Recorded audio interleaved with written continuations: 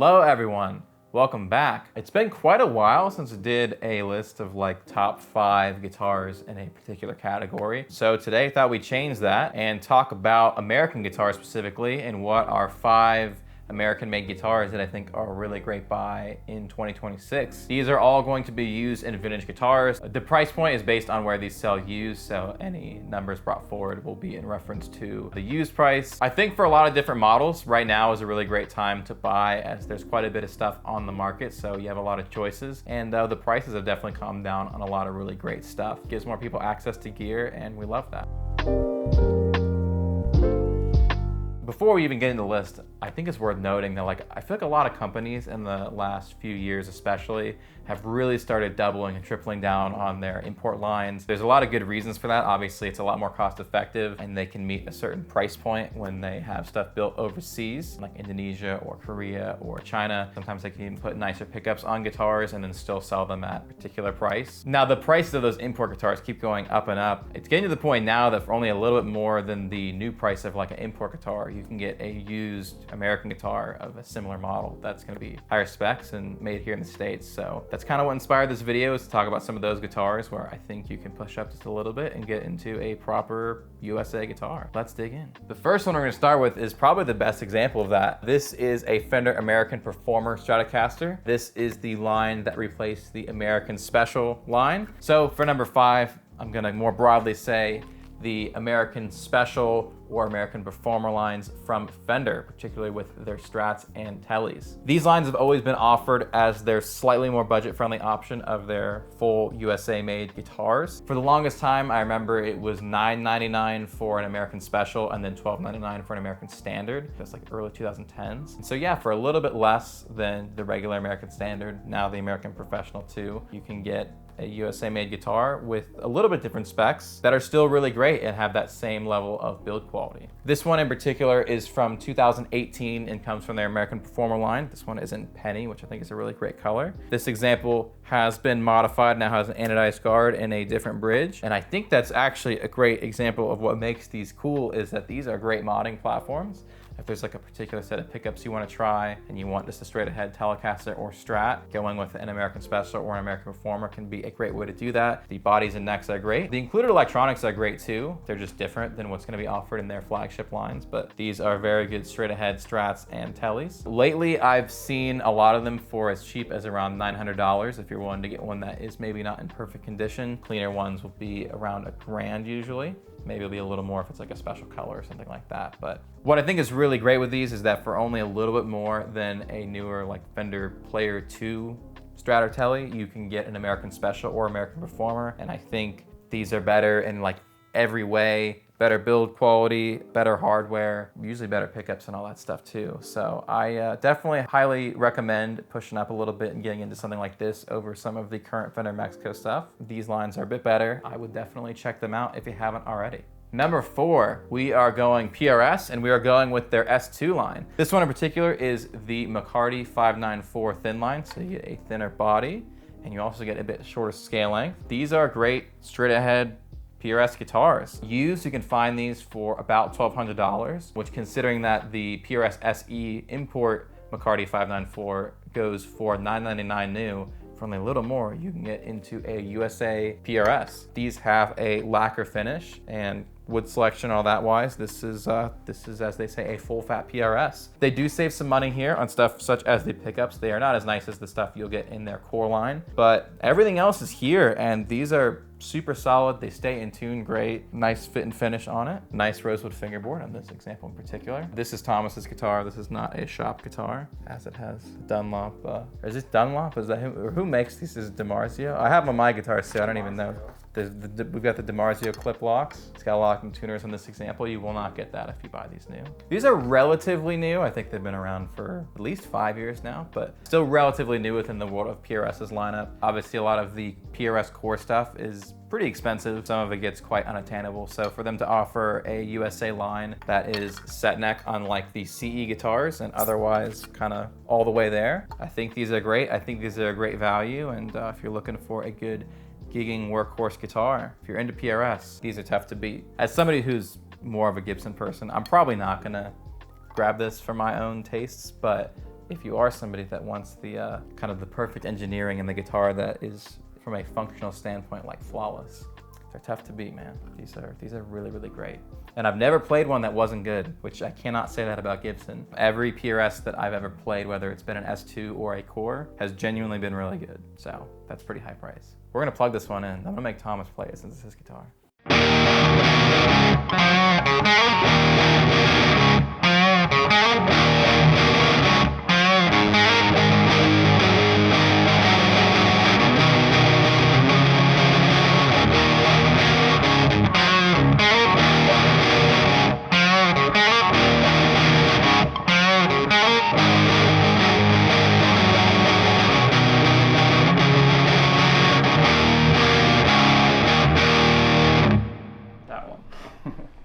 Number 3, we are going vintage. We're going a little more to my taste for this one. This is the Gibson Les Paul, the Paul Firebrand. This particular example is from 1978. These guitars are super straight ahead. This is literally just a big slab of walnut, and you get the Gibson T-top pickups, which are very highly sought after for good reason. These guitars sound incredible. They play really great. This is a proper vintage Les Paul for a pretty attainable price. These can be all over the place depending on condition, but for one that's clean like this in this condition, I would say anywhere from like $1,600 to $2,000. I think this one might have priced like dead in the middle of that. You get an ebony fretboard, like I said, walnut body and neck, T-top pickups, thinner body than a regular Les Paul. This version that's walnut was made from 1978 until 1980, and then they replaced it with a mahogany version, which is the Firebrand Deluxe, or the Paul Deluxe. These are some of my absolute favorite guitars that they made in the Norland era, especially within the world of the more attainable Gibsons. You can get these for, I would say, a little bit less than you can get a current Les Paul standard for. And if you're looking for something that's proper vintage and feels vintage and all that good stuff, these are great. They feel very balanced. They sound great. I would love to plug this one in right now and give you guys a demo, but we actually just did a demo of this exact guitar in another video in our Fresh Finds from the Sarasota Guitar Show, which is, you wouldn't believe it, that's where this came from. So if you want to hear this, you should check that video out when you're done with this one. If you're looking to go vintage Gibson, you want something that's going to stay in tune well, that's not crazy expensive, this is really tough to beat. Great guitars. I love these. They keep coming up on the show because I really like them, so maybe they'll come up more in the future. Number 2 is going to be the only guitar that we don't have one here, so we'll just have to show you pictures, but that is going to be the Rickenbacker 620. I wish that we got more Rickenbackers through the shop, as I really love these guitars. They're really unique. There's really nothing else like it. They definitely exist in their own world. I really respect that they're still just only making guitars in the States. They don't have an import line. They're not doing crazy volume. They're just doing the same thing that they've been doing for many, many decades now, and I think they are still doing it really well. We recently had the 620 that we're showing on the screen now, and this is just a great straight ahead Rickenbacker. I think these are really worth showing, as while all guitars have certainly gotten more expensive in the last decade, Rickenbackers have actually stayed pretty consistent in price. They've definitely come up a little bit, but I think these are still a great value, just haven't gotten as crazy expensive as a lot of other guitars. You can even find pretty good deals on some vintage examples of these, but I think the current production versions are really great, and they're at a very attainable price point. You can find these as low as $1,500, and for a guitar like this, I think that's a great price. This is an interesting one because there's not really another like comparable. It's not like this is necessarily a direct step up from something else, since Rick only makes guitars here in the States, but these are awesome. I wish we saw more of them. We love Rickenbacker. Maybe we should do a Rickenbacker video at some point. We'll definitely need to get more guitars in to do that. We are down to my number 1 pick of what is kind of the best value USA guitar on the market right now. This might be a crazy pick, but I'm actually gonna do the Gibson Les Paul Standard from the original collection, one of the newer 50s or 60s. This example in particular is a 50s. Now, these are obviously not cheap guitars. These are Gibson's flagship. So why am I choosing this as the best value USA guitar right now? I've been doing a Foot of Gear for 10 years now and have been selling used Gibson Les Paul Standards pretty much the entire time. And the reason that I want to include this here is that I think in all my time doing this, the current prices of the Les Paul Standard are the best that I've really ever seen comparatively, and I think there's a few reasons for that. Back when I first started doing this before the Gibson original collection came out. And the years prior to that, the Les Paul Standard was well over $3,000 new. And so used ones would go for $2 grand, $2,500. Obviously special runs would go for significantly more, but it was really hard to find a Les Paul Standard for under $2 grand. And sometimes it was even hard to find them for under $2,500. In 2019, Gibson rolled out the original collection, reissuing the 50s and 60s Les Paul, which is what this guitar is from, but it's still the same model that they are making today. And they dropped the price of the Les Paul Standard down to $24.99, which obviously encouraged a lot of people to go out and buy brand new Les Paul Standards. On top of that, 2020, 2021, obviously the guitar market started kind of exploding and the manufacturers could not meet the demand for electric guitars. And a lot of Les Paul Standards were made and bought. And I would say for quite a while, it was really hard to find a newer original collection Les Paul Standard for more than like 10 to 15% off what a new one was going for. Now, obviously the market has calmed down a bit. Things are not as crazy. There's more options available.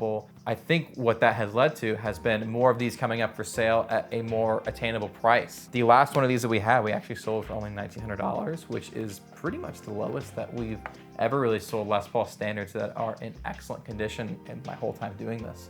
I think that's really great. It's awesome that you can get the flagship Gibson Les Paul for under $2 grand, and if you are able to snag one within that price point, I think it's a good value. Yes, it's a lot of money, but these are guitars that can truly last a lifetime. There is a reason that they are as popular as they are. Now, about a year ago, Gibson did up the price from $24.99 to $27.99 new. And while the used prices have not reflected that yet, they may in the future. Obviously, who knows? So right now might just be a really good time to get into one of these. A lot of new guitar prices are obviously just getting higher and higher with the way the world works. So right now, I think is a good time for a lot of stuff, both between the fact that there's just so much on the market and that a lot of used guitars haven't really adjusted yet to the fact that some of the new ones are becoming increasingly more expensive. So whether that is something like a Gibson Les Paul Standard 50s or 60s, or that is one of the other guitars on this list, or the other thousands of guitar models out there, yeah, I think that a lot of kind of different factors have all aligned to make now a pretty good time to be getting into a lot of guitars. Getting back to this in particular, they make both a 50s and 60s variant of this guitar. They are similar, but they have their differences. The biggest difference is going to be in the neck profile. The 50s will have a little bit thicker profile, whereas the 60s is going to be a proper like slim 60s profile. Now, I will say that this one is a 50s example. This is a little thicker. It's definitely a full feeling neck, but it's not like super thick. I have a Gibson 57 reissue Les Paul Jr. in my collection from the custom shop, and that is a very big neck. So if you've played a guitar like that, you're thinking that's too much, don't let that deter you from checking out something like this. Like I said, they definitely feel more full than the 60s do, but they're still very approachable. With the 50s, you'll get a little bit lower output pickups that are warmer, whereas the 60s, you get the like more hot PAF style pickups. But either way, they are both in the PAF world, and depending how you dial your amp, I think that either version will get you where you want to go. Let's plug this in and see how it sounds.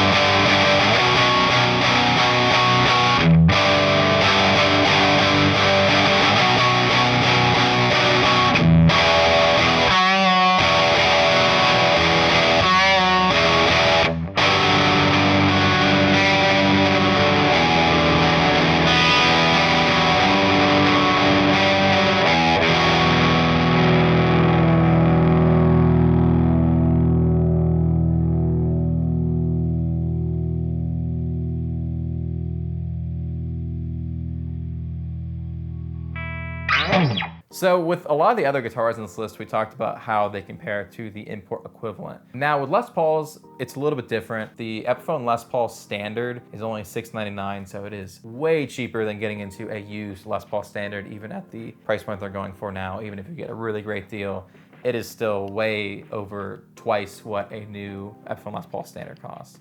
Now, Epiphone also offers the Inspired by Gibson Custom Les Paul standard at $12.99, which you are starting to inch a lot closer to what one of these would go for. While that line is cool, and I think across the board, Epiphone is making, I think, good guitars for what they are. If you're looking at an Epiphone that is north of $1,000, especially the ones that are getting to be $1,300 and up to $1,500. If you're looking for my take on it, I would always push into getting a proper Gibson. If you just want something that's a cool limited run Epiphone because you like those specs or the color or the artist that it's a signature model for, that's all more than valid. But if you're just looking for a straight ahead Les Paul and thinking, you can save a few hundred by doing the Inspired by Gibson Custom route, I would push into a used Gibson Les Paul standard. These are guitars that you can truly enjoy for a lifetime. They'll hold their value really well, so if later down the line you want to move into something else, I don't think there's ever gonna be a point you're gonna have a tough time selling a Gibson Les Paul standard. Well, I don't think you should buy a guitar just because of the assumed resale value. It is a plus when you buy like a flagship Gibson that they usually hold their value very, very well. If you ever decide to go a different direction later, you can usually get your money back out and check out a different guitar. Thank you guys so much for taking the time to hang out with us today. I had a lot of fun going through all these guitars and dialing up some fun sounds. Like I've said a few times in this video, 2026 I think is a really interesting time within the kind of guitar market. We don't dig into it too much on the channel, but yeah, things have definitely been changing a ton. There's a lot of great deals to be had, which I think is really great. So definitely keep your eyes out there on all the marketplaces. I know I've been on Reverb like every day seeing something where I'm like, oh, that's a great deal. Let me know down below in the comments what some of your guys' favorite USA made guitars for that you guys think are really good value. There's obviously so many more than these 5 out there. These are just 5 that I personally really enjoyed and that I've been seeing come to the shop at a price that I felt was more than reasonable for what they are. If you enjoyed the video, we appreciate if you would subscribe, like, share, all that good stuff. It really all does help us out. And with all that, we'll see you guys in another video soon. Bye.